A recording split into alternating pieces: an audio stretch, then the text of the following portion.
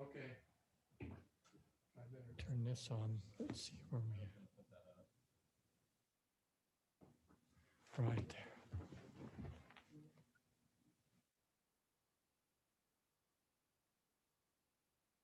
All seven are here. What's that? All seven are here. Okay, thank you.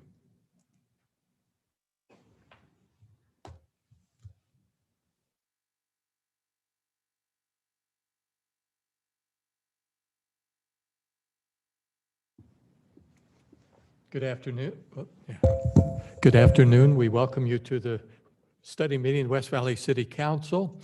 We note that this meeting will be held electronically, and as required by state law, we will read our electronic meeting statement.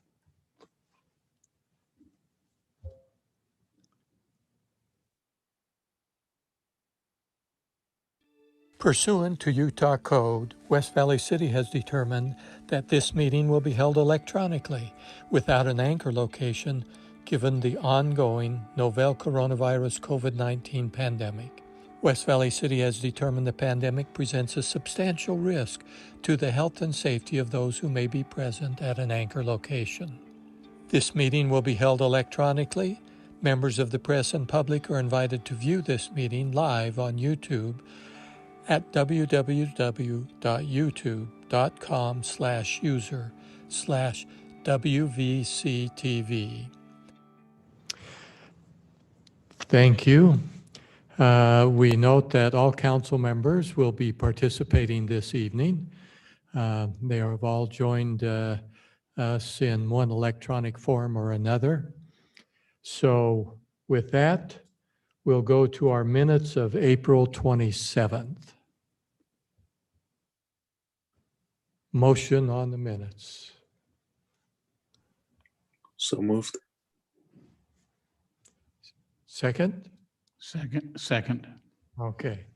Properly before us, seeing there's no further comments on them, or hearing no further comments, I should say, without objection, the minutes will be approved. Hearing no objections, it was unanimous. Okay, next we review our agendas coming later tonight. Our regular council meeting, there was minor update, a change on an amount on the one item on our agenda. Later tonight, you should have been notified on that. And so, other than that, the regular meeting, no questions. Then we have our RDA, our Housing Authority and Building Authority meetings that will be held immediately following our regular council meeting.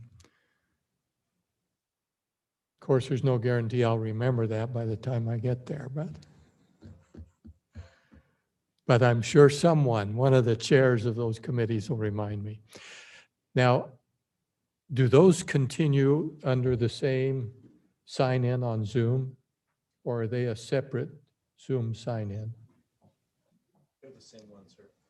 It's the same one, okay. Very good. Any questions on any of those three? There are very straightforward agendas on those, I believe. Hearing none, we'll move to our public hearing scheduled for next week. Application GPZ-6-2021 by Greg Larson. It's a general plan change from low density to large lot residential.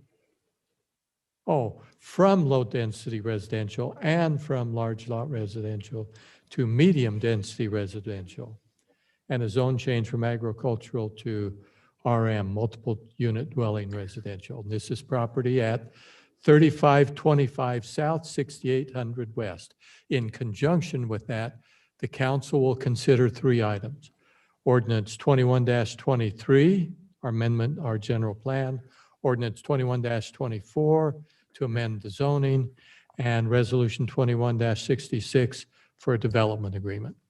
And it looks like Mr. Pasterik is ready to walk us through this. Yes, thank you, Mayor, and good evening, Council. I'll share my screen here and go through the what's being proposed. So this property you can see is at 3525 South, 6800 West. There's a total of just under 10 acres involved in the property. As the mayor mentioned, there's 2 general plan designations on the property. So the 2 northernmost parcels are in the low density designation, and to the south you have the large lot residential designation on the parcels to the south. Current zoning on all the properties is A, or the agricultural zone, and the requested zone is the RM zone. You can see just in terms of surrounding uses, you do have single family residential to the east, north, and then west. And then there's essentially agricultural type property to the south, along with a home to the south. This next image, just a little bit closer up on the property, there are a couple of outbuildings towards the north. You can see there is an access out to 3500 South, which is approximately 50 feet wide. And that's what makes the property eligible to apply for the RM zoning, is the fact that the property does have access and frontage onto 35th South. Now, of course, with it being eligible for RM zoning doesn't mean that the council has to approve RM zoning, just simply means they can apply. I've also included here a number of pictures to provide some context here. So this image is taken from 35th South looking to the south. So this is where you see the gate there is approximately where the access would be to the development from 35th South. The next image here is looking to the southwest from 35th towards 6800 West, where you can see the pole sign there. This next image is then looking south down 6800 West. And if you haven't been out to 6800 West, it's pretty unique in that you have the west side of the road is paved, but the east side of the road is not paved, even though it's within public right of way. And then you have a ditch with power lines running down the middle of the street. So it's a unique situation in terms of the improvements or lack of improvements, as it may be. This next image shows looking east along 35th at the top or north end of 6800 West. So you can see the paved portion in the front here or in the foreground, and then as you move away, you can see the gravel portion on the other side of the ditch. Again, looking to the south east from 6800 West, again you can see the ditch and the power lines there. This is, again, a little bit further south on 6800 West, looking across the ditch. You can see a couple of homes that are on the east side of 6800 that are not a part of this application. Then looking down looking south down 6800 on the unpaved portion of the street, so the east side. Then this is then looking north along that unpaved section of the road. This image here looking, you can see this is the paved side of 6800 West looking south. And then this is more further south along 6800 looking north toward 35th, again from the paved side of the street. So you can see kind of the size of the ditch and the power lines that are there. Just a few more images. This is, again, looking south on 6800 adjacent to the property in question. So the gate and the property on the left side of the image is the property in question. So you can see it's abutting just essentially a gravel portion of the road. This image is then looking across the property in question. And then just for context, this is quite a ways to the south, but the 6800 is quite a bit different further to the south by Orchard Elementary, where you have an actual landscape median and much wider right of way. So it's just a different street further south. So the proposal here is to develop the property into 65 senior living units. So similar to the development we considered recently along Parkway Boulevard, just west of the Mountain View corridor. So you can see in this concept plan, there is an access out to 35th South, as well as an access to 6800 West, and essentially just a loop road system here. Now, the next image shows that a scenario where there would just be access to 35th South. So given the number of units, there's not actually a requirement that there be 2 points of access. And so the applicant showed this just as an alternative layout. This one yields a little bit more open space. However, from staff's perspective, we actually think having the second point of access is a good thing out to 6800 West. And so just in terms of the two options, staff would recommend, and in fact is in the development agreement, that there be an access to 6800 West.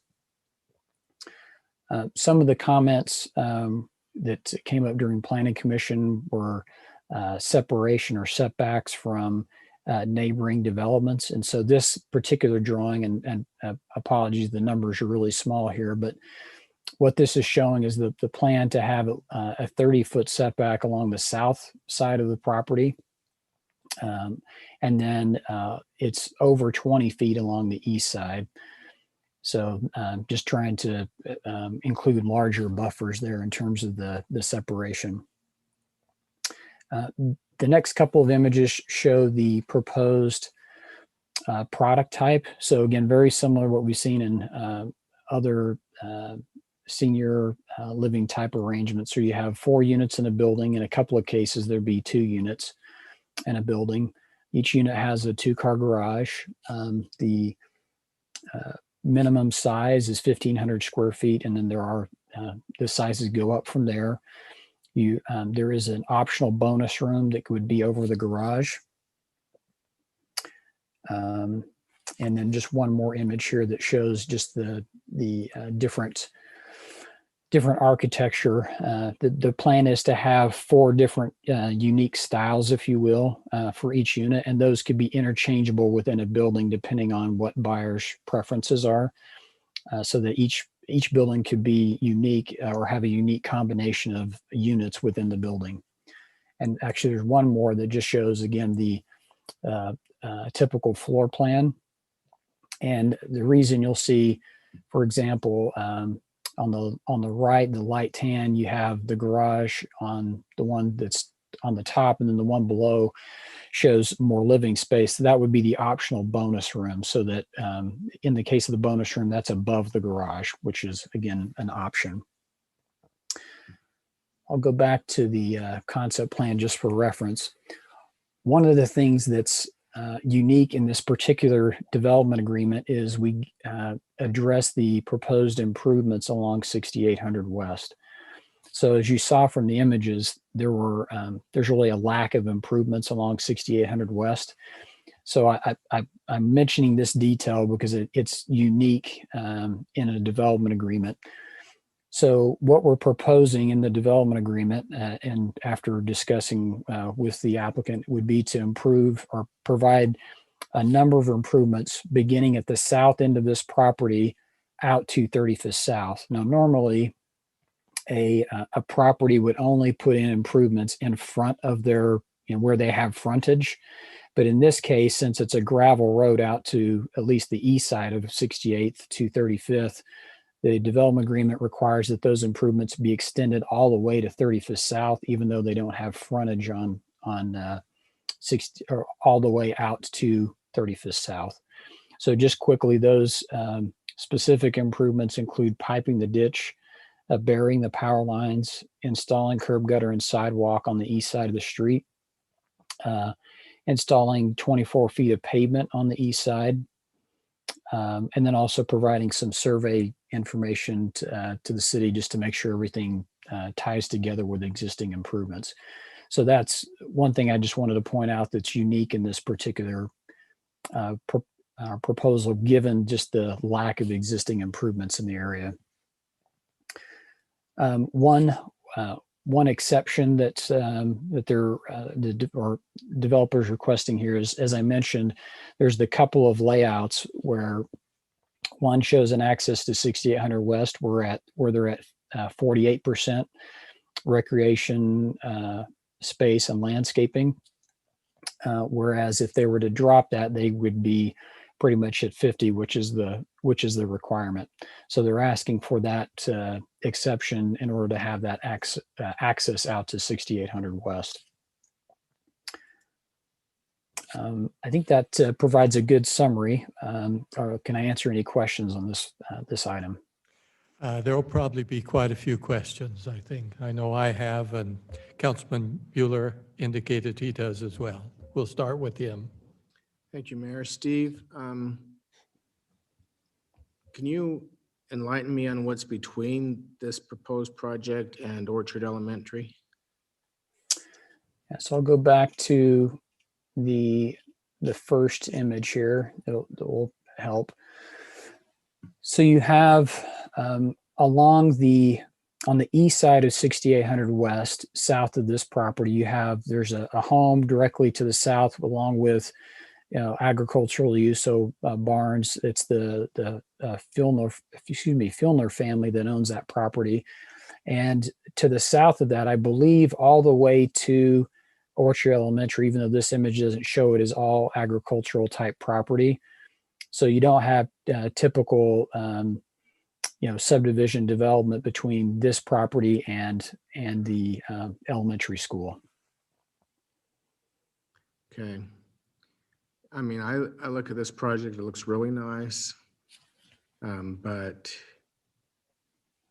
although last week we approved an RM zone change, I don't want to change everything to RM. This is right there by Newton Farms. This looks like this is exactly where, an infilled parcel, this is where we ought to be holding out for RE zoning, I think, or we're not going to be able to have RE zoning. That's just my opinion, and I don't have any more questions. Okay. Steve, Yes, sir. again, 6800 West, they only have to improve it from basically the red line to 35th South on the screen you have up. Correct. That's what's proposed in the development agreement. What are we doing with the rest of 6800 up to the gate at the end of Orchard Elementary property? So we would look at improvements to south of this property at the point at which the property to the south develops. And so that's how we have done improvements over time, as the area develops, that the improvements would be installed as development occurs. So we'd still have the gate at the other end of 6800 there north of Orchard Elementary. That's correct. And at the Planning Commission meeting, we actually did have a couple of residents that came and expressed concern about making the connection to out to 35th South, or at least they expressed their opinion of not making the connection. But yes, the gate would remain because the road would not be fully improved at this point. Okay. So we'd have open ditch and then we'd pipe the ditch the last little ways. Right. It would be piped from 35th down to the south end of this property, or the property in question. And I noticed there was a drainage across the paved part of 6800 into that ditch. Is it part of our wastewater system? Or part of the stormwater system. Stormwater, yes. excuse me. Right. Yeah. And the idea would be that the ditch would be piped through this section, so you'd still have the drainage function. It would not be in an open channel like that. Okay. Mr. Pastrick, you mentioned putting in a pipe or piping that. Will that meet the storm water requirements that we have currently? Yeah. So And for future development there? Yeah, so we met with, in coming up with this list of improvements, I visited with the Public Works Department, and what we'll be doing as part of the design here is figuring out the size of the pipe. And so right now, the development agreement doesn't call that out, but once we have more details on the engineering, assuming the zoning is approved, then the size would be determined at that point. And that's spelled out in the development agreement, that will be identified and part of the development. In other words, next week, if we approve the development agreement, it's in there that we can still make that requirement, whatever it is. I'm sorry, Mayor, the audio cut out on me for a minute there. Could you mention that question again? In the development agreement, as it currently stands, does it identify, it sounded like it did not identify the size of pipe required. That's right. It does not mention that. So if we were to approve that next week, if we did, how would we then be able to go back and say, here's the size of pipe you need? Is there something in there that indicates that that has to be met, whatever is decided? So that would just be part of the subdivision or requirements, so that at the point at which we have the engineering details and knowing what the pipe size is needed, it just at this stage of the process, we don't have that level of detail, but we would make that a requirement as part of the subdivision process as far as the correct sizing of the pipe. Okay, then two more. The issues that were raised here are ones that I was concerned about as well. But when we talk about points of access, at what point do you require more than one point of access to a development of this size? Is there something already established? Yes. So in fire code, for a single family detached neighborhood, you can have up to 30 homes on a single point of access. For any type of attached product or multifamily, you can have up to 100 units on a single point of access by fire code. So again, technically they can have the one access, but we felt that it's generally a good idea to have a second point of access, even though it's not required. Okay, I think that's an issue that the council ought to review to re-examine that with these types of developments. Just personally, I speak only for me, but had you not included that, I'm not sure I would have been able to support this project at all. The second one is, Councilman Bueller mentioned, and I have the same concern. How many of these developments do we want to do over a period of time? Do we want every large space available to go senior housing? And which ones do we want to keep to go to RE, our residential estate? And I think we do need to take a look at that before we get many more requests in to say, how many of these should we do and which ones and why? And I think that's something that we need to, have staff work on and give us an idea. I do believe that we need more senior housing. The question is just where. And I think that's an excellent question. And if you hadn't brought it up, I would have, because it was the first one I asked as well. So. Right, and we can have more discussion about that and try to have some requirements, but we also have judgment as a legislative body, and that's why the zoning comes to us. We can just decide, no, we don't like it here. Yes, that's true. But I would like for us to develop at least a general idea. For example, don't think I'm supportive of every single one of these going senior housing. And I think by having that general statement out there, if the council is in agreement with that, it makes the developers aware that they don't spend a lot of time coming in with proposals when it's iffy which way it's going to go. So the more we can give them upfront, I think that. Now, I don't mean that we have to decide on each parcel right now or in the next 2 weeks, but to kind of give a general idea of which ones, well, how many we're going to do and what are some of those requirements. And I do want to visit this issue of how many access points do we have? I think 100 units is too high. It's an awful lot for one access point. So, And on access points, that seems really high for this, where it's like one level and it's spread out and it looks like single-family homes almost, or duplexes, fourplexes, what they really are. But if you think of all multi-family residential, I mean, there could be apartment buildings, there could be, buildings with 500 units, and we're requiring more than one there, but you could see why requiring 2 or 3 for 100 units isn't always necessary either. yeah. Well, in this particular one, I think Don must have gone up and down that street, and I've walked it, actually up and down it before, and I am glad to see some development take place. That particular street is not the best, but it's Like- just, huh? We like to have unique developments, unique areas in our city, and maybe, we don't want to require more streets to be like this, but We want to keep the rural feeling. that's right. Oh, Steve, yes. Tom, go ahead. Yes, sir. Councilman. thank you, Mayor. Yeah. Did you have a chance to study the traffic there on 3500 South by chance?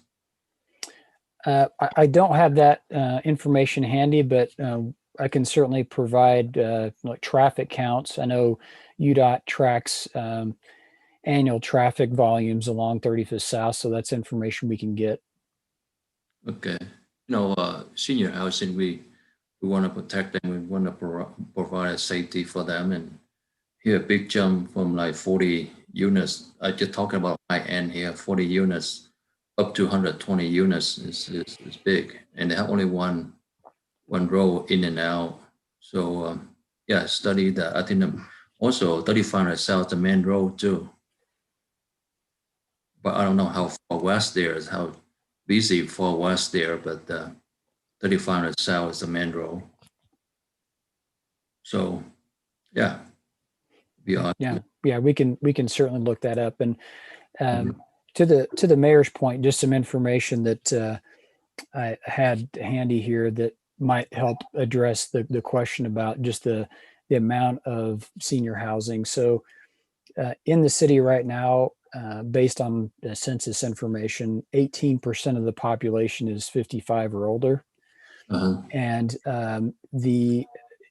if you look at the existing product we have in the city that's like this, we've got 275 units. Then the council just approved zoning for 84 more. And then with this one, it'd be 65. So if you add up what's existing, what was recently approved, and then this project, that puts you at 424 units, which is 1% of our housing stock. So in the city, there's about 40,000 housing units. And if this proposal, along with the one last week were approved, it'd be about 1% of our housing stock. So just to provide some context.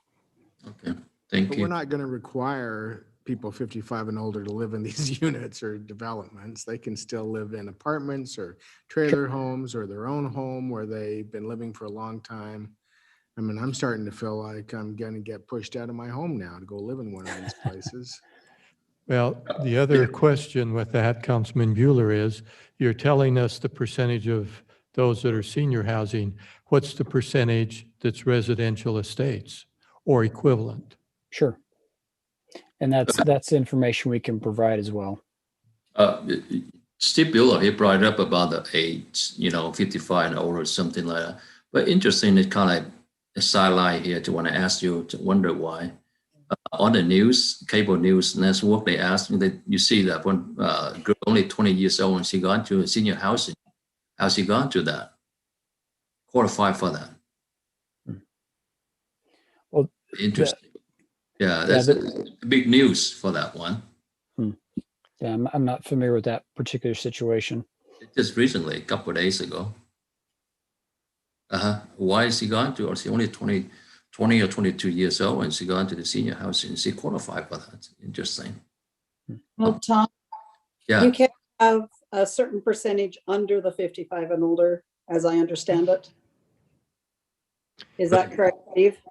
Yeah, yes, it's in the federal regulations. You can require that 80% of the units have an occupant that's 55 or older, but then the other 20% can be younger than that.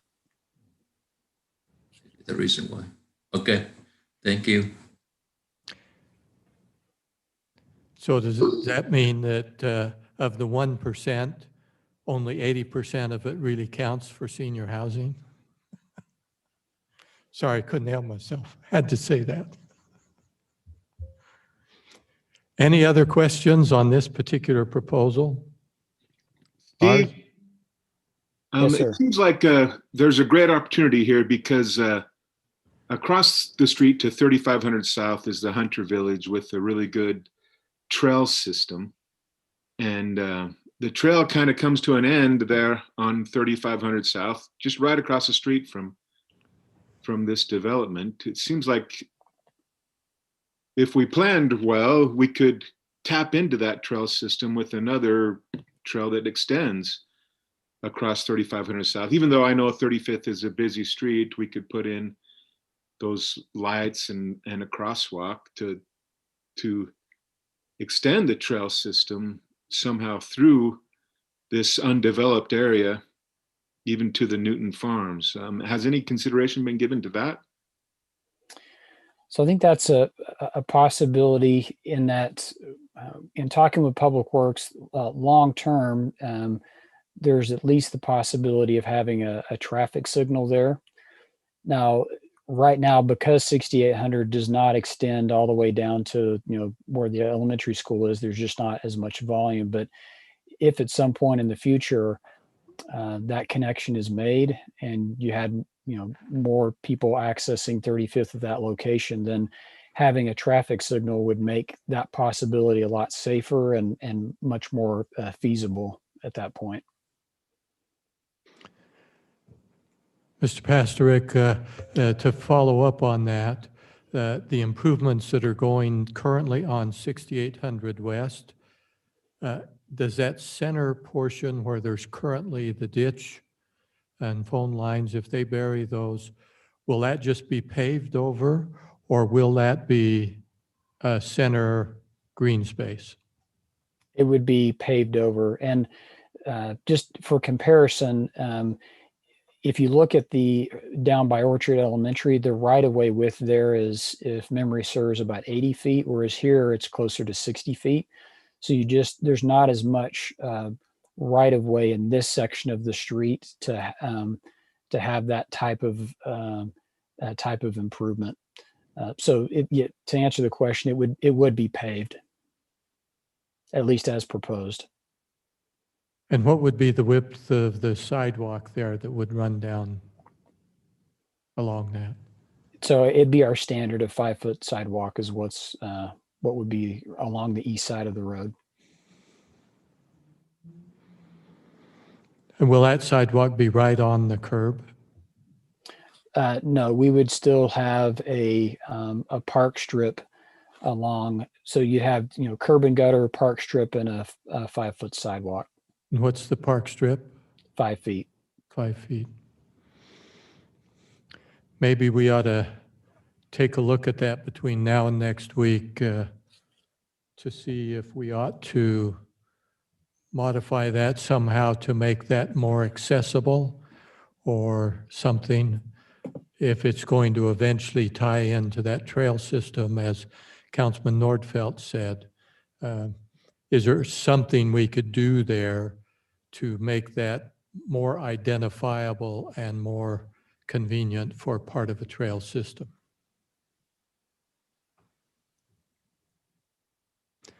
Lars seems to be nodding his head, so at least a couple of us want to look at that. 3. So yeah, there's enough there interested. At least let's talk about that between now and next Tuesday. So if I can maybe just get some clarification on that point, Mayor. So there are about 4 parcels along the east side of 6800 that are not a part of this proposal, but there's the existing right of way there. So there is space to put in a, the 5-foot park strip and the 5-foot sidewalk. If on this particular property, because they're asking for a rezone, we could potentially do a wider pathway through there. It's just once you get off on those other properties, we're just limited in the amount of existing right of way on those other properties, unless we did away with the park strip. So just mentioning that we've got some flexibility on this property, but on the other properties, it's based on what right of way we already have. And that would be further to the south or further to the west? To the north, actually. So if you notice that there are some properties on the east side of 68 that are not apart. And again, there's enough right of way there to put in our typical, park strip and sidewalk. But if we went with a wider sidewalk, then that again, there'd need to be some kind of a trade-off, maybe shrinking the park strip, for example. Okay. Well, if we could just take a look at that and then maybe contact Councilman Nordfeld and myself to see a little more detail on that without taking all the time of the council here, to see if there's a way to tie that in reasonably. Okay.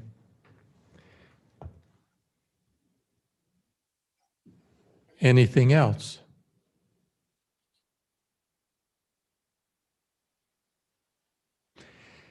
Hearing no further comments or discussion, then we'll go to the next item on our agenda, which is ordinance 21-25, adopting the 2020 edition of the National Electrical Code.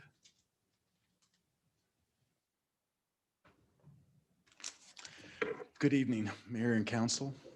The Utah State And Legislature. First thing is introduce yourself for Hi. the written record. I am Jerry Thompson, and I am your Chief Building Official. Thank you. And you haven't been here very often, so we needed to get you on the record. We look forward to seeing you more here. I'm out of habit and process, so please forgive me if I misstep. But thank you. That's fine. So recently, the Utah State Legislature has passed and adopted, and the bill was signed by the governor to adopt the 2020 National Electrical Code. And so this process that we're putting before you this evening is to do likewise in kind for the city. Now,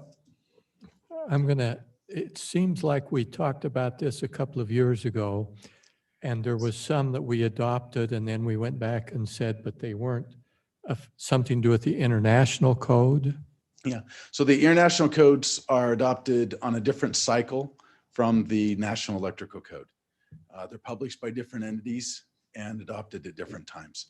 So this is just every 3 years we adopt the National Electrical Code. But when we did that, there was some things that were still kind of in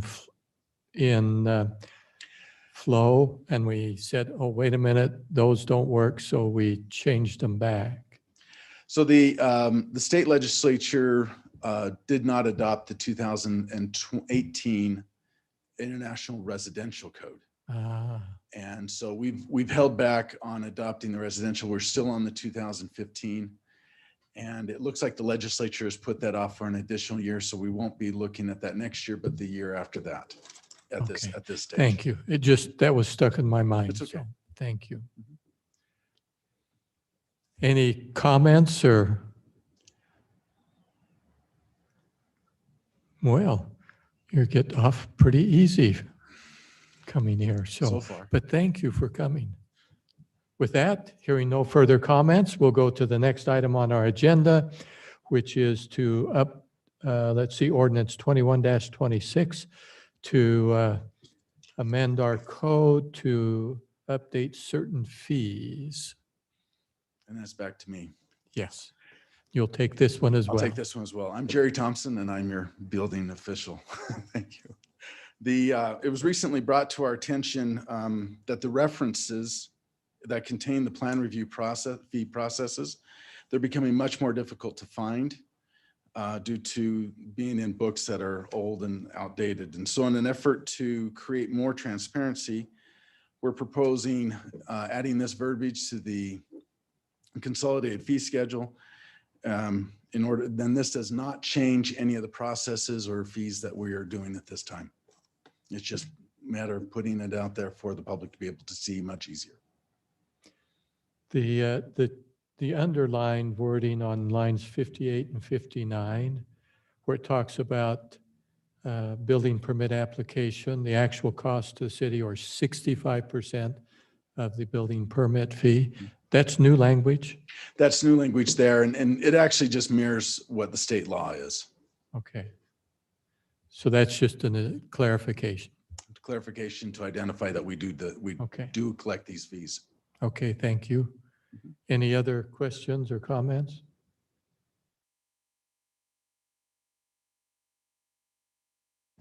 Okay, well, let's see. Jerry, everyone goes through that process of my reminding them when they first come up. And you can ask the others, they've all gone through it.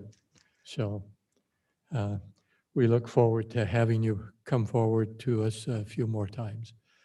And so with that, thank you. And we'll go to resolution 21-67.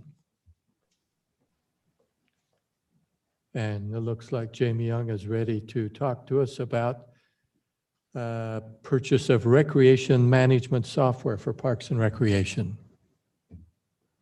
Yes, that's correct. Thank you, Mayor and Council. I am Jamie Young, Assistant Director of Parks and Recreation and the Fitness Center Director.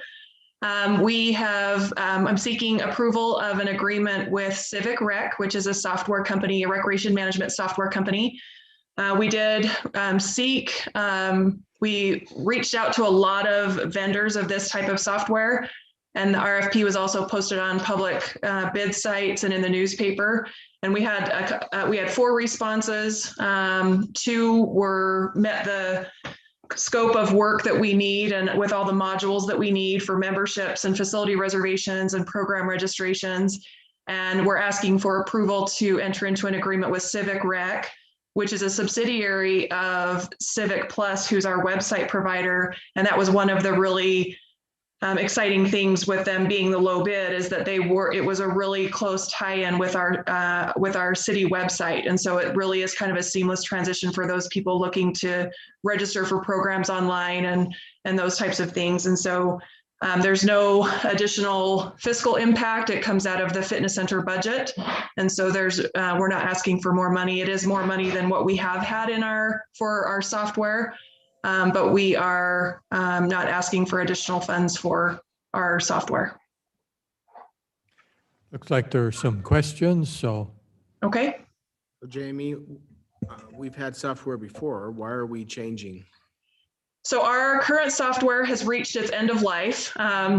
They have not, even though we've had plenty of warning that Flash was no longer going to be supported by web browsers, they did not get it written out of the software. So right now we are running on a virtual machine, which is a huge concern for IT with a really huge lack of security that is occurring right now.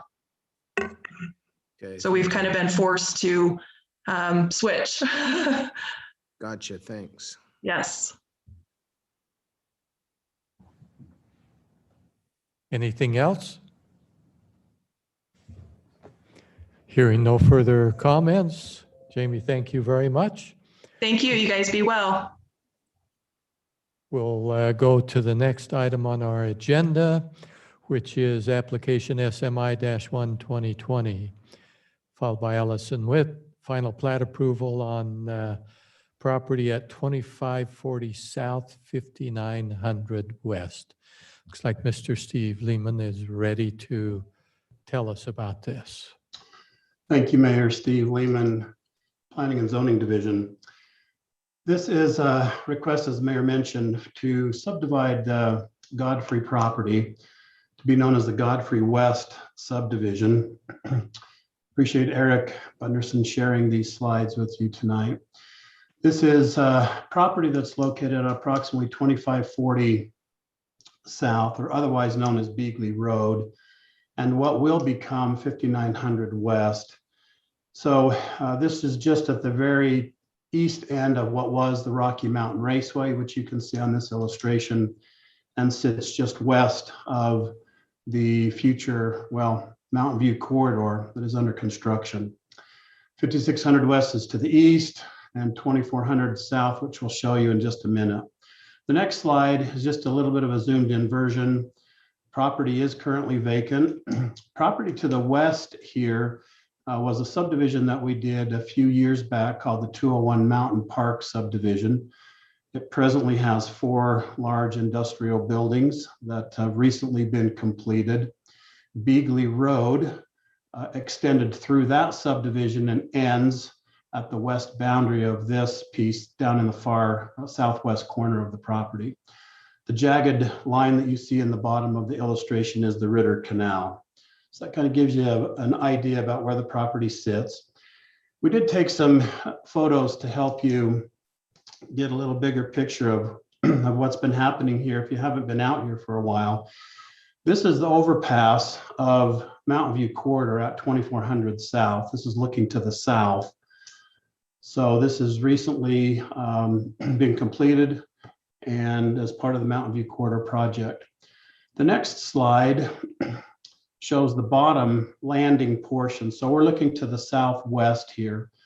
So this piece of property that you see that's vacant off to sort of the right-hand side of the screen is actually the subdivision.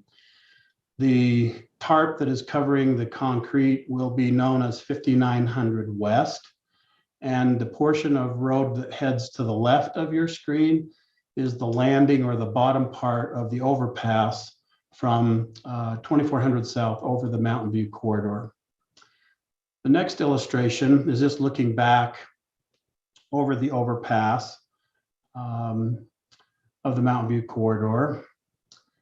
And then we have a couple of other slides to show you. The next one is taken from the end of Beagley Road as part of the 201 Mountain View Park subdivision. So that's the large industrial building I was just mentioning. This is really where Beagley Road ends.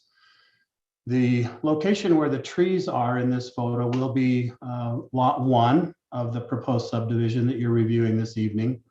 We have reviewed a conditional use for a building on this particular site, approximately 315,000 square foot building that could potentially be divided internally into 4 spaces, but we do not know of an end user at this point in time. The next slide is looking to the northeast, and that will be lot 2 of the proposed subdivision. And then the last illustration, I believe, is of the subdivision plat itself. So the name of this subdivision is the Godfrey West subdivision. There are 2 lots and 2 parcels. The subdivision comprises approximately 38 acres. At the present time, there are 3 parcels on this property, of which will be consolidated into the 2 lots. There are 2 parcels that will remain. One is to the south of Beagley Road, and the other is to the east of what will be 5900 West. Those parcels are really just remnant pieces that are remaining as a result of the dedicated right-of-way and will likely be absorbed into other property as it develops to the south and to the east. So in summary, the purpose of this application is to consolidate 3 parcels into 2 lots for the purpose of new warehouse industrial buildings. Any questions? Council? Hearing none. Yes, we're up to speed on that as much as we need or want. Well, thank you, Steve. Then Thank we'll you. go to our next item on the agenda, which is our consent agenda. You'll see there resolutions from 2168 through 2174.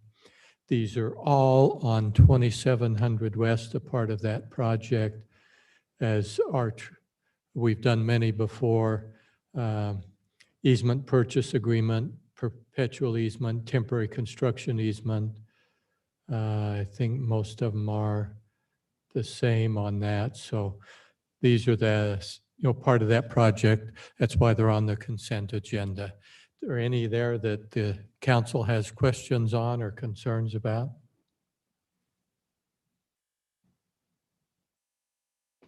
Okay, hearing none, we'll move to the next item, our communications and a coronavirus update.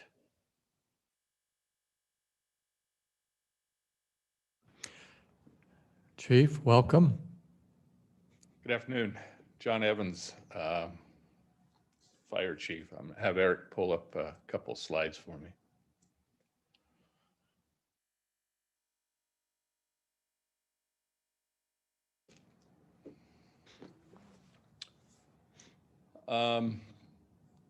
Just real briefly, just wanted to go over a few things that are going on.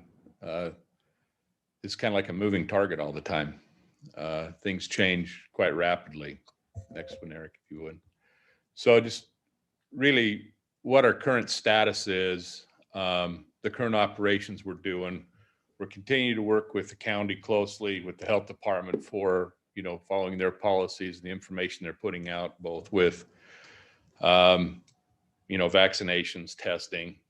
We try to provide as much information we can on the vaccination process and the importance of the vaccinations, with what we can do in the city. We are still providing an action plan. We do an incident action plan every month to give us a roadmap of what we're going to do and, for the current and for the next month. And we also continue to monitor the case counts for our city. We do that on a daily basis. Right now, our case counts are just pretty much staying steady with what the county and the state's counts are. Current statuses, the state of Utah has issued new mandate safety protocols. I done this a week ago and they changed it again today. So, the new protocols are dealing with what the legislature mandated. There are still going to be different types of mask requirements in certain facilities, things like that. So, this is going to continue to change for a while. The case counts decrease, but we still remain steady with, like I said, with what the state counts are. One of the things that we started doing on a weekly basis now is trying to track the vaccination rates in our city. And the best way we can do this is pretty much by the zip codes. Right now, we have about 20% that are fully vaccinated, with another 11% partially, or what that means they've at least received one shot. That's still a little below some of the other areas in the county. And we are working to provide some additional vaccination sites, additional ways we can get more vaccines in the city. One of the things that we're working on right now is with a group that was or is still doing vaccinations in the theaters that's wanting to come out in the end of June timeframe and come to West Valley City at the fitness center.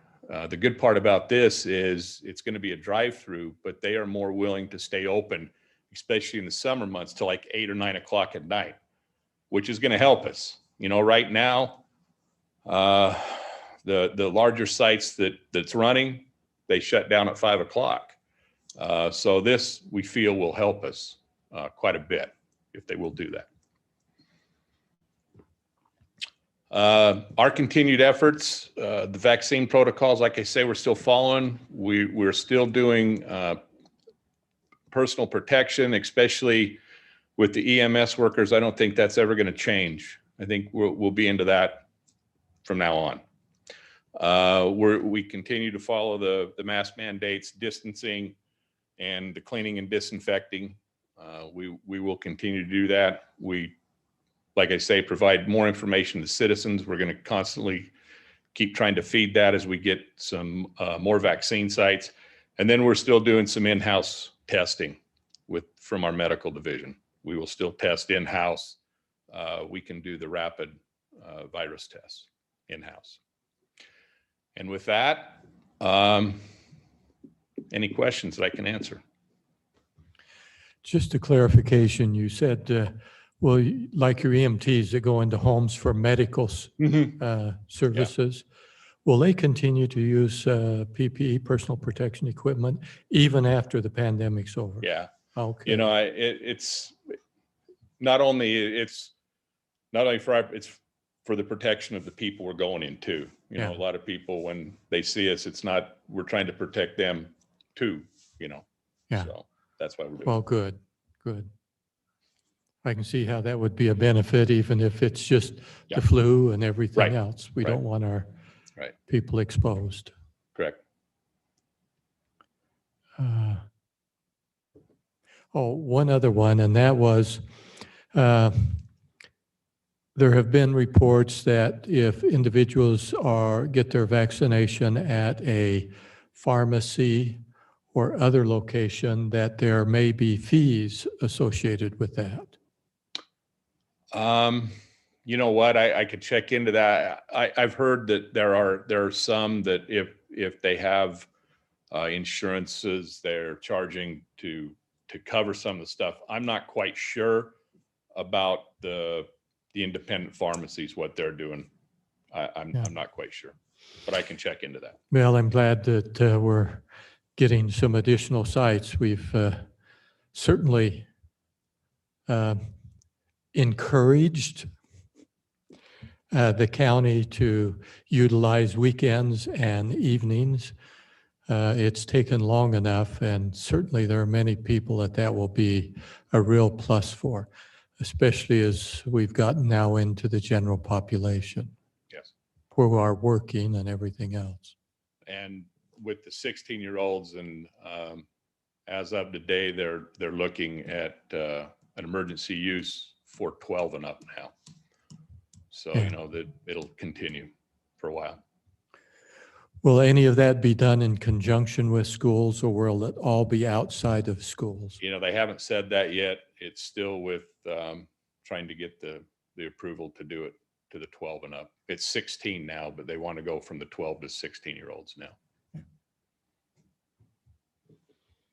Anything else? Chief, Yes, sir. I saw a thing on my phone today that said we were on track for the legislative end of game bill. You know, and many of our state mandates are now extinct. What is the status currently?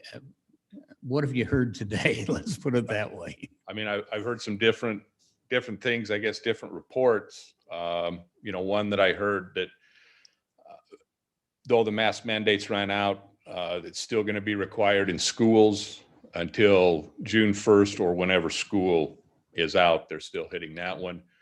I also heard today that all state facilities will still require masks up until May 31st. That may change. They said the county facilities are still requiring it. UTA, they said, is still going to require masks. And then, you know, the stores and stuff like that, that will be up to the local businesses, how they want to handle it. And like I say, I think things will keep changing. What came out today is they hit the 3 metrics, which I'm sure Councilman Fatisi-Manu could probably speak better to. The 3 metrics that they hit, that's why they met what the legislature wanted, and that's why it came out today. You mentioned UTA. Do they fall under the federal mandate? You know, I'm not real sure. I just Because heard they federally, were require still it through required. September 13th. I know they fall under the federal mandate for the front runner, because that's Yeah. FTC. So that's federal, and so that trumps all of us. Yeah, that would. And although I think it'll be interesting, one of the things I'm looking forward just to observe is, you know, the state may end mask mandates, the county may, and to see if any people, like, we say with our EMTs, who will just say, even though a store doesn't require it, I'm going to wear a mask anyway. It's just going to be interesting. I know in many or a number of foreign countries, that's pretty common to wear masks during flu season or anything else. Right. Yep. Interesting. Thank you. Okay, Chief, thank you very much. Appreciate the update. Council calendar. I have a couple of questions, Mayor. Sure. There are several events for my hometown. Some the night out at a community resource center. I'd like to get some information. It could just be emailed or provided on what that means. I understand that this has spread out into more neighborhoods, so I'd like to make sure we're going to the right place. And also there are many my hometown days of service. If we could get any more information on those, I'd appreciate that as well.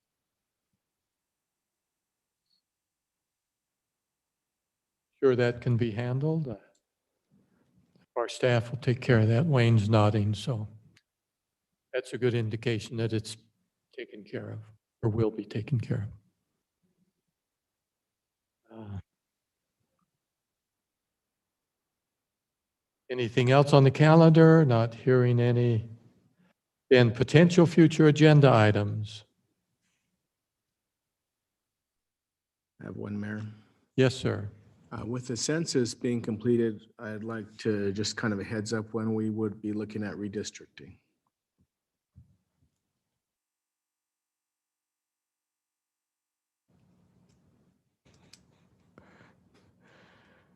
Who can answer that, Mr. Pyle? I can answer that, Mayor. Just as soon as we have the information, we'll apply it. Start the process. Is there a requirement of us to do it at a certain time or with a certain time frame, or we just do it when we can? It will be, I mean, it is spelled out in ordinance. I can't remember because 10 years ago, obviously, was the last time we did it, but we'll go back and review it. It doesn't take very long, if I remember right. I know there's a requirement for when it must be completed by in order to appear on the ballot, because they have to print those up, et cetera. And so maybe that I don't remember it being an onerous process last time around, but look at the information. And it wasn't, because usually they already had it by now. But depending upon when we actually get it, it may get, the closer it gets to that must be done due date, then the more challenging it'll be. Now, ours isn't as challenging as, say, the state, where they have to do the whole state, and they have hundreds of them, but it'll still be an issue. Well, would we be required to do it this year? Would we be looking at it for the next election cycle? Is it required for this election cycle, Mr. Pyle? I don't know. Nicole, do you know? I think actually Steve Pasterick has done the redistricting in the past. I can unmute him just to see if he may know, but I'm not sure I know with COVID regulations, we would have normally had it done by now, but because 2020, we didn't get the census numbers. So I'm not sure, Steve, if you know what the requirements for that are. Sorry, I would have to look it up as well. So we'll get back to you on that. We'll go look that up this week. That's why it's a future agenda item. Oh, right. Yes, exactly. I forgot we were at that point. That's right. Well, that one will come up again and again. Anything else on potential future agenda items? Not hearing any, we'll go to council reports. And typically I always look to Councilman Christensen because he's involved in a number of committees, so. Well, the only thing I did for the council last week was I did attend the viewing for Carolyn Brooks Sunday night. Quite a few people there. I did not go to the funeral because of the 150 people limit on meetings still in the churches. And so I decided to let a different 150 go to that. But it was a good event. Carolyn's lived a good life. My wife and I have known her for a long time, and I talked to former Councilman Russ, and he was upbeat, looking forward to the future. And there was a floral arrangement there from the city, and I appreciated that. Well, thank you for representing the city there, Don. We appreciate it. I'm glad you brought that up, Don. Russ served here for a long time, and for anybody listening in or for the record, Mr. Pyle and I both attended the funeral on Monday. Thank you. Appreciate your being there for us.